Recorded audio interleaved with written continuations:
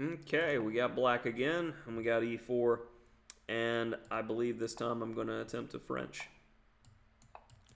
Do we have a wing gambit guy, or do we have an exchange? We got a wing gambit guy, and what I recommend in my book... Oh, we don't have a wing gambit guy. We got a bad position guy. Why give yourself this weak pawn versus the French? This is terrible. And then when you're trying to trade off your good bishop, this does not bode well for white's position in the long term. And you think, well, why not just trade? Well, now I've got the bishop pair, and now I'm going to start punishing you. And I can gradually just pile up in the position. Let's give that a little tickle. I'm going to let my bishop come around. Oh, no. No, no. We're not letting that knight get too good. Don't you worry. My bishop's going to be a boss when it gets to c6. Yep.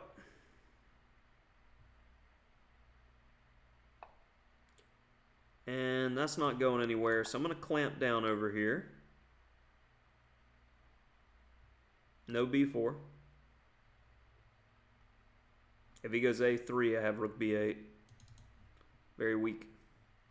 Thinking about queen b7, hitting this long diagonal.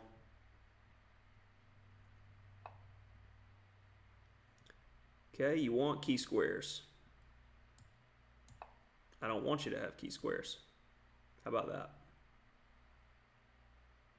Where's your bishop going now? It's not.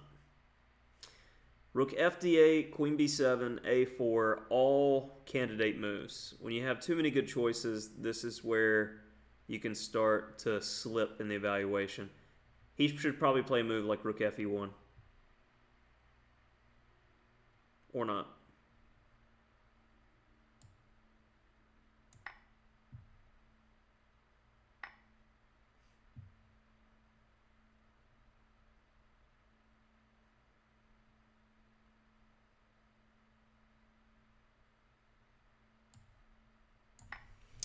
Let's get crazy here.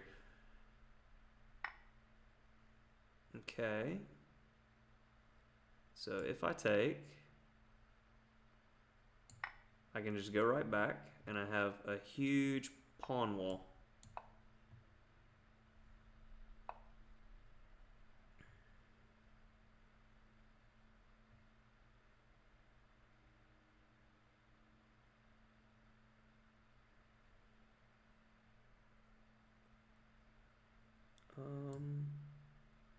What happens if I just want to trade and win this ending? Because I've got a huge mass of pawns.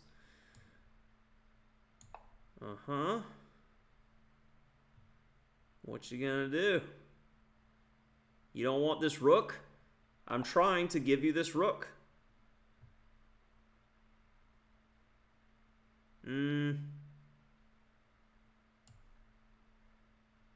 Greed.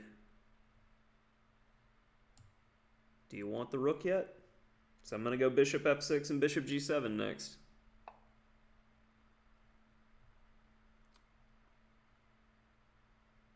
Am I? Am I getting too greedy here? Bishop f6, rook h3, bishop g7 takes, queen h7, king f6.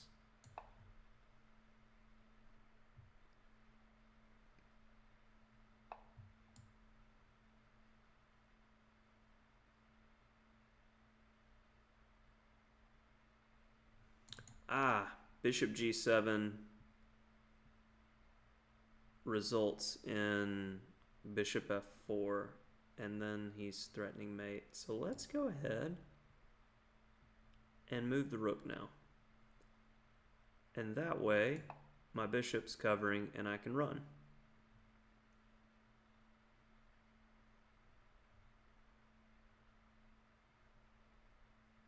And that is sufficient.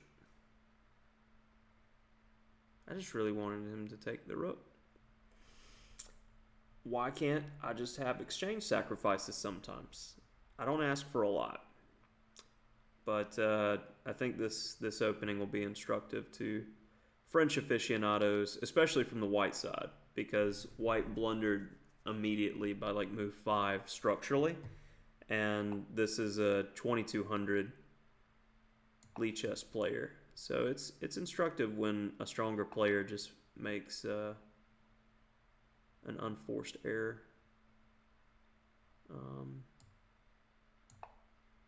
Let's just keep controlling key squares. Only chance he has is to mate me, so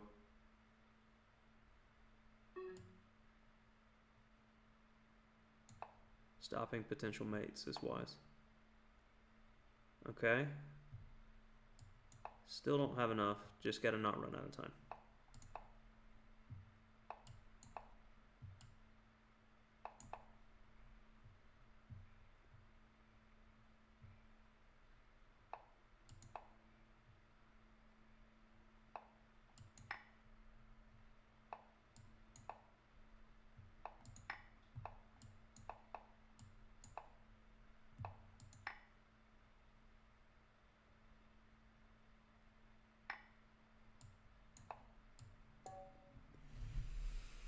All right, that'll do it. So let's go back to this. And occasionally, I will play a halfway decent game. And normally when someone chooses this move order, they are playing for, and we see it, the main move, 463 games in the database here, B4, which is the wing gambit. And I believe I am the first author on the French defense that has recommended not accepting Wing's Gambit. I recommended a move that's only been played 60 times, but you know, I'm typically an engine and research guy, and why accept a gambit and give a guy what he wants when you can simply just go B6?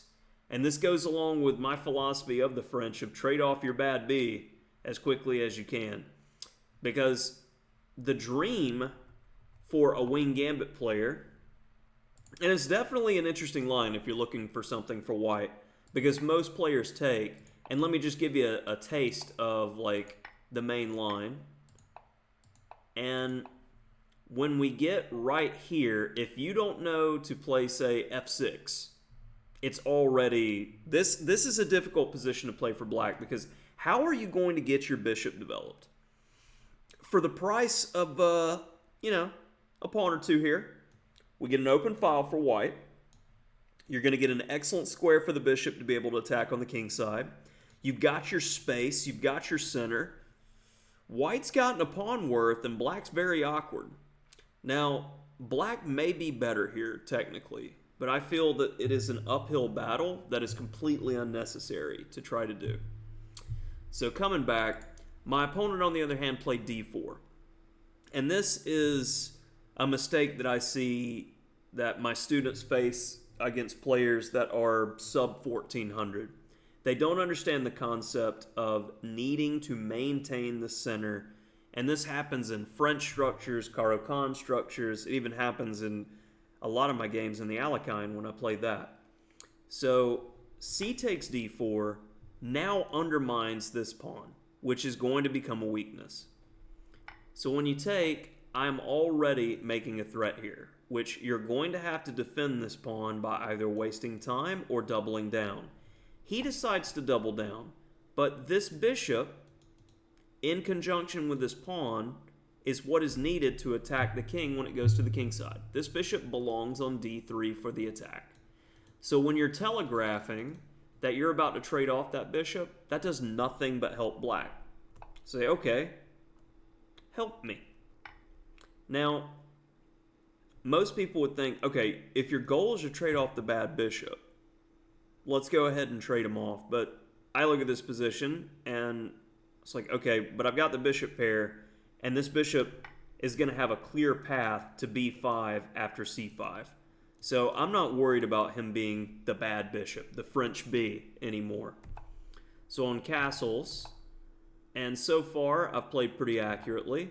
Queen b6 is flexible. I'm eyeing b2, great square for the lady, and I'm supporting the overall structure. Knight e7. It liked knight f5 or knight g6, couldn't really decide. I like the idea of h4, and then h5 needs to be played, and that's definitely an improvement for white in the main game. Knight bd2. because now h4 is not a possibility. And even the engine's recommending g3 to play h4 now. So that's one of those points. If you can't find something to do, go after a weak piece. But c4, it just blunts his bishop and gives me a protected pass pawn. c4 cannot be recommended. You're like, okay, but he gets a decent square. But notice the eval drop from white was a little worse. Now white's losing. Castles. And my opponent was starting to see the writing on the wall when I'm playing a5. And when he goes bishop c1, like, okay, stop. Here again, h4 to try to soften up. If you're going to go for the attack, prepare the attack. And my opponent, I feel, started to think that I'm going to start squeezing. Because I was talking about, like, I'm just going to play rook fd8. I'm going to play queen b7. I'm going to play a4. And it's just going to break his back. But he goes knight f6. And now let's see how accurate I was. F takes e5. Okay. So I knew giving up the exchange was okay as long as I was getting stuff for it. And I saw the potential of these pawns in the center just being monstrous, as happens in the main line of the Tarrasch variation of the French. So takes on f3 doesn't ruin anything. Takes here doesn't ruin anything. King h7. I thought about that. But, okay, still haven't ruined anything. Best move. Rook f to b8. That was greedy. Again, rook f b8. Now, finally, I recognize that if my initial plan, bishop g7, bishop f4, hitting the queen, and my position's so good with the knight and bishop over here that black has chances here. White is like a piece up, but it's not completely dead. We're threatening, well, we're not threatening knight f4. There's queen h7. But we've got some pawns we can work with. So, I mean, if it's a 1 minute game, this is dangerous. Rook fd8, though. And we're starting to get to the time scramble phase. 39 seconds to 31 seconds. And I say, okay, if you do this, I'm safe. I just dance to e7. No more checks.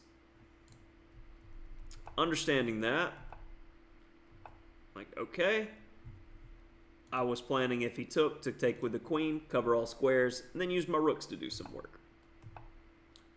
Now he's got everybody menacing this, but if you notice with the knight and bishop covering h8, there's just no mate. No mate. So we create counterplay. And I noticed at this point that I'm down on time. So that's when I start playing moves which don't necessarily change the position or risk too much. I am simply looking, and here we have mate in 7 to check him. With 11 seconds, I'm definitely not searching for mate. I'm searching for not getting mated and winning on time. So I checked a bunch. I moved my queen for the rest of the game. Let's see the mate in 7. Queen e2. Okay, I got this far. Rook d4. I just went back to e2. Okay, I was pretty queen-centric. But a very straightforward mate when you get down to it, because it's just every move's a check. And that's a pretty one. So hopefully this was instructive for white from the perspective of, pretty much in the French, you don't want to trade off your light square bishop. That's either for its counterpart or in general for another minor piece if you're playing white. Also in the French, you want to maintain your center. If you find your e-pawn isolated, typically you're already worse from a technical standpoint. And for the people playing the black side of it, it was a relatively nice game as an example for how to exploit when white breaks his pawn chain in the center. And you can go after e5 and utilize the bishop pair. All right, that'll do it for this one.